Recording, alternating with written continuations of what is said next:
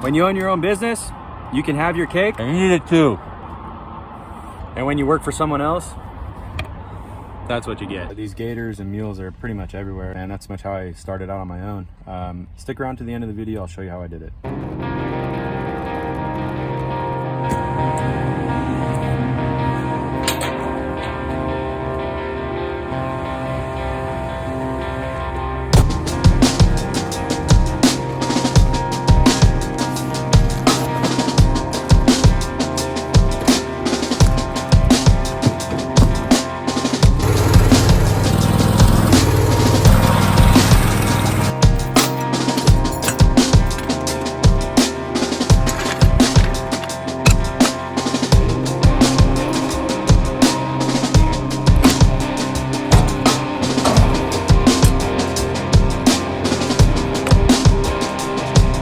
Pretty simple, but these things are usually a pain in the butt.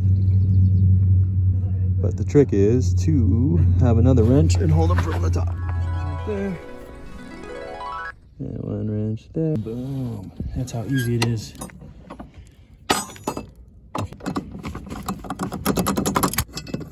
Oh, This is one blade. that's just one blade. Pull it out from.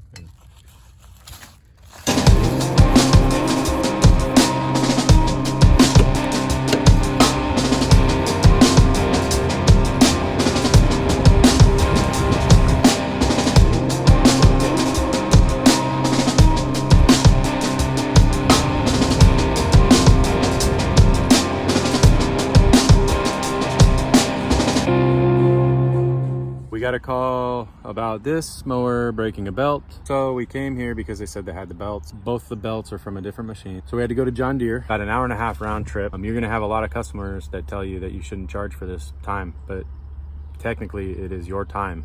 So you need to charge. All right, so there's a belt diagram there, almost on every deck. If you need a diagram, you can always find it off of this on the John Deere website. This is how I do it. I pull them off, put this belt on, and then shove it under. There's a pulley that goes right here where my wife's hands are, and that's it, and then it'll be ready to go. This tensioner sometimes gives you a problem.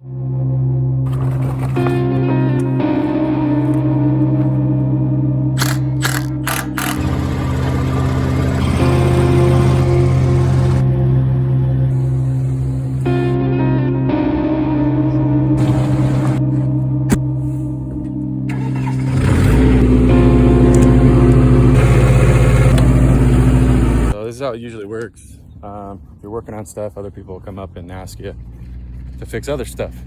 So once you get out there, the work just kind of lands on top of you. But that's the way to do it.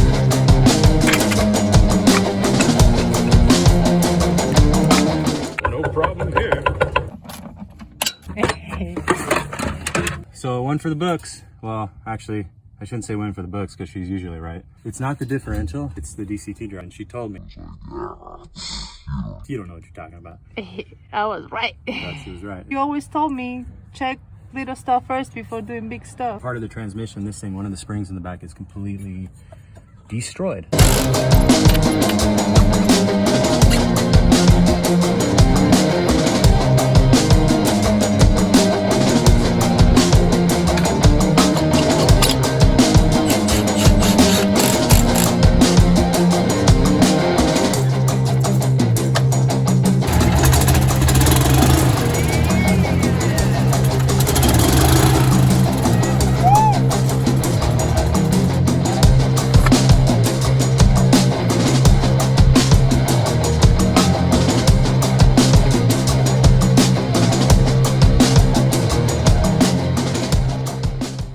See that? This right here,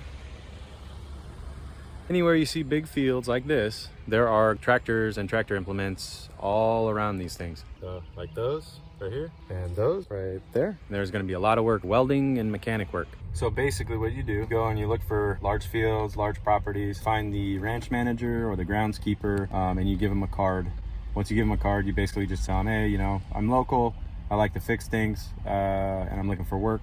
You'd be surprised how many people just give you a chance just because you're you know, the low guy on the totem pole, so to say. If they don't upkeep their machines, offer them a maintenance plan. A maintenance plan is going to be cheaper than replacing one engine. So if you have a customer that you can see that their machines are not maintained well, offer them a maintenance plan.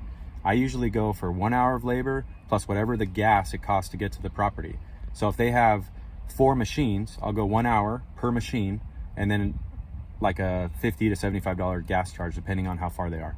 You know, if you're just starting out and you're new, I would start a little bit lower because that'll get you in the door. When I first started, I think I started at around $80 an hour when the local rate was about 100.